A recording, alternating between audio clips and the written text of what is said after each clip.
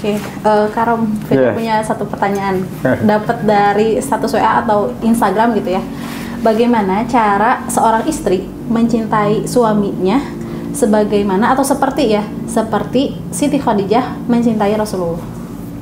Seorang istri mencintai suaminya seperti Siti Khadijah mencintai Rasulullah. Oke. Kenapa pertanyaan ini ditanyakan? Kenapa? Karena yang sering Firda lihat gitu ya di konten-konten yang berseliweran, biasanya perempuan ini mempertanyakan tentang bagaimana suami saya mencintai saya seperti gitu ya. Nah, Rasulullah atau figur manapun itu yang mencintai istrinya kayak gitu. Itu satu. Rata-rata pertanyaan itu memposisikan perempuan tuh menjadi objek yang dicintai gitu. Kayaknya mungkin belum sering perempuan menjadi subjek dalam pertanyaan ini gitu. Perempuan mencintai suaminya seperti Siti Khadijah mencintai Rasulullah gitu. Dan lagi ya siapa sih yang nggak mau meneladani Siti Khadijah gitu ya, yang sudah menjadi dijamin lah ya masuk surga gitu, 4 dari wanita terbaik di dunia yang Allah jamin masuk surga gitu kan, salah satunya Siti Khadijah. Mungkin itu sih penasaran gitu. Penasaran juga sih. Iya, penasaran sih. Kayaknya pertanyaannya menarik ya. Jadi tadi yang disampaikan, emang umumnya kan bagaimana seorang istri dicintai gitu ya. Iya, seringnya kayak gitu. Seperti Khadijah dicintai. Iya, betul. Jadi sekarang kan bagaimana seorang istri itu mencintai seperti Khadijah mencintai tadi yang seperti tadi ya. Oke. Selain daripada selain dari ini wanita terbaik misalnya Khadijah tadi yang disebutkan, kira-kira kenapa harus Khadijah yang dipertanyakan itu tuh? Kenapa harus Khadijah tuh? Tadi yang pertama adalah Siti Khadijah itu 1 dari 4 wanita yang dijamin masuk surga gitu ya, wanita terbaik. Lalu kemudian maksudnya kenapa harus wanita terbaik itu emang berarti dari 4 ini gitu ya? Iya. Siti Khadijah. Yang kedua adalah Siti Khadijah itu menjadi kalau boleh dibilang pendamping Rasulullah Nabi terakhir gitu ya. Dan itu juga menjadi katakanlah figur terbesar di umat Islam. Selanjutnya kalau boleh dibilang mungkin ya dari perjalanan hidup Rasulullah bersama Siti Khadijah ini satu-satunya gitu. Kalau misalnya lihat ego perempuan yang ingin menjadi satu-satunya gitu. Pada saat itu Siti Khadijah mendapatkan rezeki kesempatan itu, karena kan kalau dibilang Rasulullah itu berjalan di dampingi wahyu lah gitu ya, wahyu Allah gitu. Mungkin itu sih kalau bahkan pernah dikatakan juga kan, maksudnya Khadijah itu jadi istri yang paling dicintai Nabi gitu. Kan jadi menarik ya ketika misalnya emang kenapa gitu, maksudnya Nabi bisa mencintai Khadijah seperti itu, emang bagaimana gitu Khadijahnya gitu mencintai Nabinya gitu. Berarti tentu Siti Khadijah ini jadi istimewa di kalangan para muslimah lah katakan seperti itu. Itu sih. Kalau kita melihat bagaimana ya seorang istri caranya, tentu sebenarnya banyak hal sebenarnya, dan mungkin Firda atau Fatwa juga punya pandangan masing-masing terkait dengan itu. Cuman kalau saya lihat dari paling tidak perspektif suami lah ya, seorang laki-laki begitu. Apa yang membuat kemudian Khadijah begitu besar cintanya kepada Rasulullah ya, sampai-sampai setelah wafat pun Khadijah masih terus dikenang ya. Rasulullah mengatakan tidak ada wanita yang dapat menggantikan dia gitu. Sampai Aisyah pun cemburu. Betul. Outputnya itu yang disampaikan tuh 4 oleh Rasul tuh. Bukti kecintaannya, bukti besarnya cinta Khadijah kepada Rasulullah itu sampai Rasul mengatakan tidak ada yang bisa menggantikan dia, itu ada 4. Yang pertama itu Khadijah itu dia beriman kepadaku, kata Rasul, pada saat orang-orang lain itu mengingkari. Yang kedua, dia membenarkanku pada saat orang-orang lain mendustakan. Yang ketiga, dia memberikanku harta ya, memberikanku harta pada saat orang-orang lain menghambatnya, atau bahkan dalam sebutnya mengharamkannya bagiku gitu ya. Dan yang terakhir, dia memberikan keturunan kepadaku pada saat istri-istrinya yang lain itu tidak memberikan keturunan. Nah, itu adalah output dari cintanya Khadijah kepada Rasul. Sehingga ini kalau sepertinya para istri ingin agar suaminya memiliki rasa cinta juga yang tinggi, sehingga tadi Khadijah bisa mencintai Rasulullah gitu ya. Yang kemudian cinta tersebut dibawanya sampai mati begitu. Nah, pernah tahu kan kisah Khadijah? Ya. Iya. Gimana? Yang didapatnya aja gitu. Iya, gimana? Mungkin ini juga akan nge-recall yang tadi ya, kenapa Siti Khadijah yang pada saat itu Siti Khadijah menjadi saudagar kaya lah, katakanlah ya, pada masa itu Siti Khadijah menjadi saudagar kaya di usia 40 tahun kurang lebih gitu ya, janda, barangkali terkenal dengan kepintaran dan kecantikannya. Kemudian beliau itu banyak banyak diceritakan kalau sama guru-guru tuh dalam momen-momen pentingnya Rasulullah gitu, saat berdakwah sembunyi-sembunyi, kemudian terang-terangan, bagaimana Siti Khadijah dengan lemah lembutnya gitu ya mendampingi Rasul yang pada saat itu mendapatkan wahyu, beliau menggigil gitu ya, dan zamiluni gitu kan. Itu Siti Khadijah ya mendampingi dengan lembutnya. Mungkin kalau zaman sekarang mah kunaon gitu ya, lebih ke panik, tapi ya Siti Khadijah seperti spek sempurna gitu ya untuk seorang Rasulullah gitu. Itu, dan memang sangat terkenal bahwa Siti Khadijah ini sangat mensupport dakwah suaminya gitu, Rasulullah, dengan segala bentuk yang dia punya, termasuk mungkin yang paling terkenal dengan hartanya gitu, kelebihan hartanya, mungkin itu sih. Mana? Kira-kira apa ya? Dulu tuh apa yang membuat Khadijah tuh mencintai Rasulullah begitu? Pertanyaan balik. Maksudnya maksudnya yang apa namanya ya, di awal kisah cinta dua manusia mulia ini gitu. Padahal pada saat itu Rasulullah belum jadi Rasul ya? Iya. Iya, berarti awalnya ya. Iya, gimana Pat? Apa yang Fatwa tahu tentang kisah percintaan dua manusia mulia ini sebelum nubuat turun? Sebenarnya diketahui ya, waktu itu Khadijah melihat Nabi Muhammad adalah sosok yang selain cerdas gitu ya, pekerja keras dan lainnya, dan dilihat dari kejujurannya. Kan waktu itu pernah ya membantu gitu ya dalam perdagangan.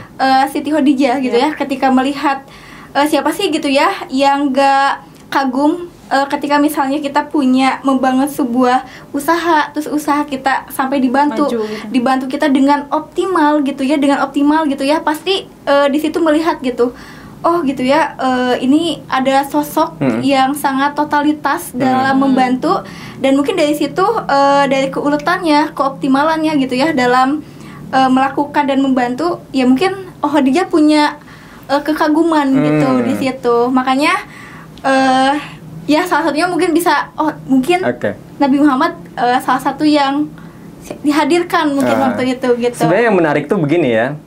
Jadi di zaman pra-kenabian ya, sebelum adanya nubuat, itu orang-orang itu kan tidak semuanya tidak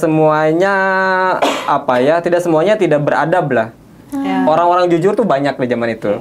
Orang-orang yang hanif lah gitu, yang lurus lah ya, yang menyenangi, memberi makan orang miskin, santun dan sebagainya, itu banyak tuh sebenarnya. Dan saya yakin juga sama, karena Khadijah adalah seorang pedagang, beliau berinteraksi dengan banyak orang, entah sesama pedagang, bahkan kan ada banyak laki-laki bangsawan, laki-laki terhormat yang datang untuk melamar Khadijah kan, tapi Khadijah menolaknya kan, begitu. Nah, kenapa pada saat itu di antara sekian banyak laki-laki terhormat, di antara sekian banyak laki-laki bangsawan begitu ya, laki-laki yang juga mungkin baik akhlaknya juga gitu. Tapi kenapa pada saat itu Khadijah ini nih gitu. Ini nih orangnya gitu ya. Apa ya? Nah, ini gimana Pat? Jawab dulu. Kayaknya penasaran jawaban Karom deh. Iya. Apa yang membuat?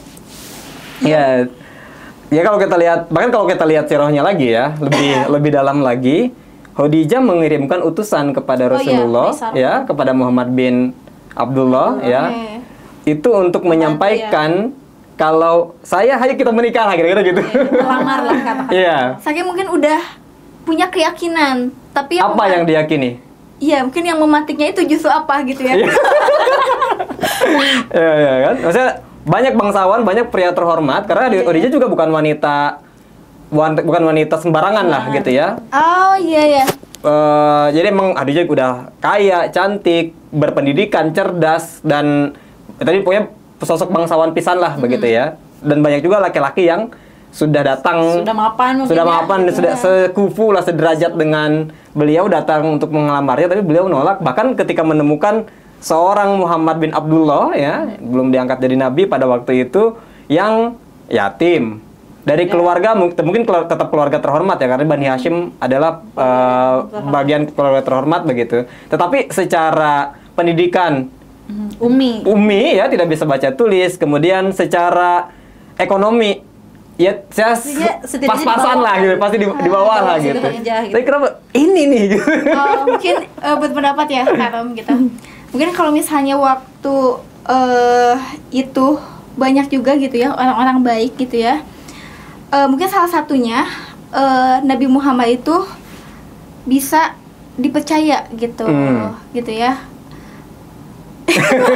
Yang lain tidak bisa dipercaya. Ya itu sih. Bisa dipercaya karena kan terkenal ya kalau misalnya Khadijah tuh hartanya tuh banyak banget gitu. Nah, menurut Pak sendiri, Khadijah pada masa itu melihat Nabi Muhammad mungkin bukan dari pemantauan yang sebentar. Dan ketika kita melihat suatu karakter seseorang, kebiasaan seseorang, justru ketika interaksinya terus kita pantau gitu. Salah satunya dia bekerja, kita lihat, dan dia amanah saat itu. Mungkin ada momen-momen amanah nih gitu ya. Mungkin nanti ada mungkin faktor Nabi Muhammad momen atau kisahnya amanahnya gitu ya saat melakukan itu. Jadi ini terlepas orang-orang Arab pada zaman itu yang juga saya yakin pada zaman itu tidak semuanya jelek lah ya. Itu ada orang-orang yang tetap lurus begitu ya, yang tadi tetap sama. Nah, buktinya kan ketika Abu Bakar masuk Islam, Abu Bakar itu sudah disampaikan engkau adalah orang yang paling banyak menyambung silaturahim. Nah, artinya semua sifat kebaikan tuh di zaman Arab pada waktu itu juga sudah ada gitu ya. Bukan yang mereka benar-benar jahil gitu, bukan yang begitu ya. Nah, pada waktu itu ini yang menarik, dan ini nanti nyambung dengan jawaban atas pertanyaan pertama tadi ya, bagaimana atau apa yang dapat membuat seorang istri mencintai suaminya seperti Khadijah mencintai Rasulullah begitu. Nah, jadi yang menarik itu Khadijah itu ya memang betul yang disampaikan oleh fatwa tadi. Nah, Khadijah itu beliau menunggu kehadiran seorang nabi. Jadi pada zaman itu ya Yahudi pendeta rahib atau rabi ya itu sudah ada. Ya, karena wahyu kan sudah terputus sejak zaman Nabi Isa. Tapi orang-orang yang mengikuti milah Ibrahim, Yahudi, Nasrani itu ada di situ begitu. Dan para ahli kitab semuanya menunggu akan kedatangan nabi terakhir begitu. Nah, ini disebutkan dalam kitab atau Baqat Al-Kubro karyanya Ibnu Sa'ad. Ya, pada waktu itu di bulan Rajab, para wanita bangsawan sedang mengadakan pesta di suatu sudut Ka'bah, di mana di situ mereka berkumpul di berhala-berhala lah gitu ya. Ada pesta di situ pada waktu itu para perempuan-perempuan ini. Kemudian datang seorang rahib Yahudi ya, mengatakan ya nisa utaima, wahai perempuan-perempuan Taima. Taima itu mungkin sejenis oasis lah gitu ya. Nah, akan datang seorang nabi dari kota ini yang bernama Ahmad. Jika kalian bisa menjadi istrinya, lakukanlah. Nah, pada waktu itu paganisme kan begitu tinggi kan, dengan adanya berhala-berhala tadi. Si rahib ini dihina, dicaci, dicemooh lah oleh para perempuan-perempuan bangsawan pada saat itu gitu. Yang ngomong apa sih gitu gini-gini. Kecuali Khadijah. Jadi Khadijah mempercayai apa yang disampaikan oleh rahib tadi, akan datang nabi di kota ini, begitu ya. Nah, kemudian setelah itu kan dia masa penungguan, siapa orangnya gitu kan, siapa orangnya. Kemudian hingga terjadilah tadi transaksi yang dilakukan oleh Rasulullah dengan Khadijah, ya, Khadijah memperkerjakan Rasulullah lewat Abu Thalib, lewat pamannya, karena pamannya juga pedagang, cuman gak ada modal. Muhammad nyari modal lah, begitu ya. Tuh Khadijah gitu ya. Akhirnya berdaganglah Rasulullah ke Syam pada waktu itu dengan ditemani oleh budaknya Khadijah, Maisarah, ya. Nah, budak laki-laki. Jadi Maisarah itu nama laki-laki. Nah, berangkatlah ke negeri Syam, sampai kemudian mereka berhenti di sebuah tempat di dekat pohon di sebuah rumah ibadah milik pendeta juga, sama ya. Ada yang mengatakan Bukhari, tapi ada yang menyatakan itu Nastur. Namanya bukan pendeta Bukhara. Bukhara itu pendeta yang pertama ketika Rasulullah berdagang bersama dengan pamannya di usia 12 tahun. Betul. Nah, kalau yang setelah dengan ini itu bukan Bukhara. Ya, ada lebih kuat ke situ. Ini bukan Bukhara. Nah, kemudian Rasulullah bersandar di sebuah pohon. Kemudian pendeta ini nanya ke Maisarah, siapa laki-laki yang bersandar di pohon ini, begitu. Kemudian dia adalah Dia adalah orang dari suku Quraisy, penduduk asli tanah haram. Kemudian disebutkan oleh oleh pendeta ini, manazala tahti tidaklah bersandar di pohon itu illa nabi, begitu ya, kecuali seorang nabi. Begitu. Kemudian mungkin dalam perjalanannya Maisarah selain melihat sifat mulia Rasulullah, juga melihat tanda-tanda kenabian yang lain, ada awan yang melindungi, menaungi, begitu. Hingga ketika pulang, semua dagangan sudah diserahkan beserta keuntungannya, begitu ya. Maisarah menyampaikan ini kepada majikannya, kepada Khadijah, karena Khadijah memang ya biasa itu laporan lah, begitu ya. Kemudian disampaikan bahwa ini ada waktu pekerja yang kamu pekerjakan itu, gitu, yang kamu kerjakan itu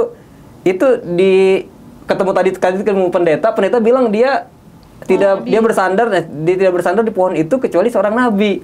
Nah, udah mah dari awal Khadijah mempercayai kedatangan nabi akhir zaman, apalagi kalau kalian bisa jadi istrinya, lakukanlah, begitu. Karena beruntung gitu ya. Ya, betul. Dan ini dari dia mendapat laporan seperti itu. Dekat gitu ya. Betul, dia dapat laporan seperti itu. Banyak petanda gitu ya. ya. Ini orangnya.